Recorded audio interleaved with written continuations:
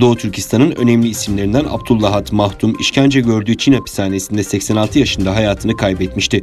1932 doğumlu Mahdum 2017 sonlarına doğru yatalak hastayken Çin askerleri tarafından tutuklanmıştı. Şehit olmasının üzerinden aylar geçmesine rağmen şehadet haberi gizli tutulmuştu.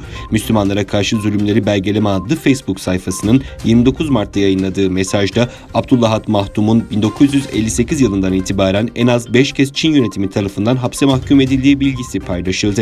Ayrıca 74 yaşındayken 5 yıllık hapsi çarptırılan Mahdum'un 2017 yılına kadar ev hapsinde tutulduğu bildirildi. Abdullahat Mahdum hayatı boyunca eğitimle meşgul olmuş, ağır şartlar altında dahi ilim ve eğitim hizmetlerine ara vermemişti. Birçok eser yazmış ve tercüme etmişti.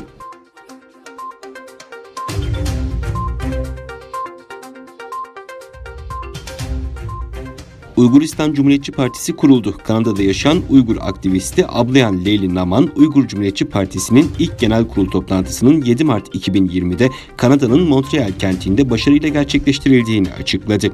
Toplantıdan sonra açıklamalarda bulunan Ablayan Leyli Naman, Uygur Cumhuriyetçi Partisi'nin Çin'in Doğu Türkistan'daki soykırımın zirveye çıktığı hassas bir dönemde kurulduğuna dikkat çekerek, partinin Çin Komünist rejiminin Doğu Türkistan'daki yasa dışı işgalini ortadan kaldırmak için tüm taraflarla işbirliği yapmaya hazır olduğunu söyledi. Parti resmi tüzüğünü ilan etti ve dünyanın her yerinden üye kabul etmeye başladı.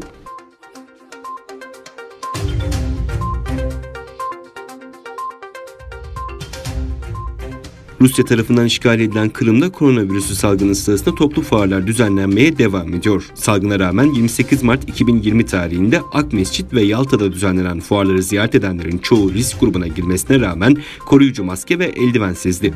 Kırım Haber Ajansı'nın aktardığına göre Yalta'da düzenlenen tarım fuarına gelenlerin çoğunun ileri yaşta olmalarına karşın sadece bir kısmı maske taktı. Aynı zamanda işgal edilen Akmescit'te ise Kırım'ın farklı bölgelerinden gıda ürünlerinin temsil edildiği fuara katılanların çoğu da 60 yaş üstü olmalarına rağmen koruyucu ekipman kullanmadı. İşgal altındaki Yarımada'nın sözde yönetimi koronavirüs salgını söz konusu olsa da fuarları iptal etmemeye karar verdi.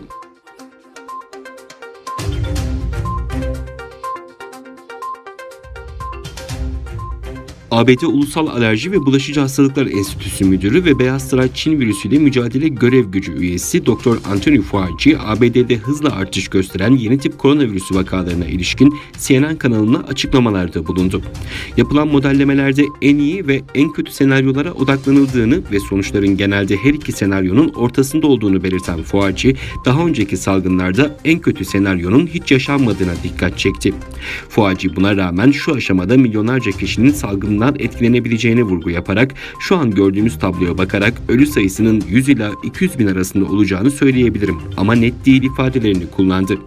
Johns Hopkins Üniversitesi'nin paylaştığı son verilere göre ABD'de Çin virüsü salgınında vaka sayısı son 24 saatte 19.826 artış göstererek 124.686'ya, ölü sayısı da 480 artarak 2.191'e ulaştı. Dünya genelinde toplam vaka sayısı 702 bini geçti.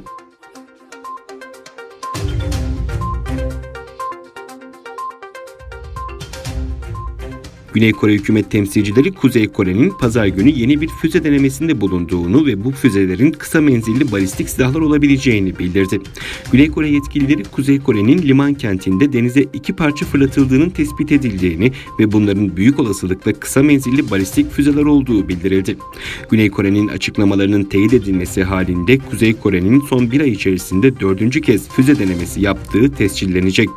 Güney Kore hükümeti yetkilileri koronavirüs salgınının tüm dünyayı etkilediği bir dönemde yaşanan bu olayı aşırı derecede yersiz olarak nitelendirdi. Japonya Savunma Bakanlığı'ndan yapılan açıklamada da söz konusu füzelerin Japon karasularına yakın bir yerde denize düştüğü bildirildi.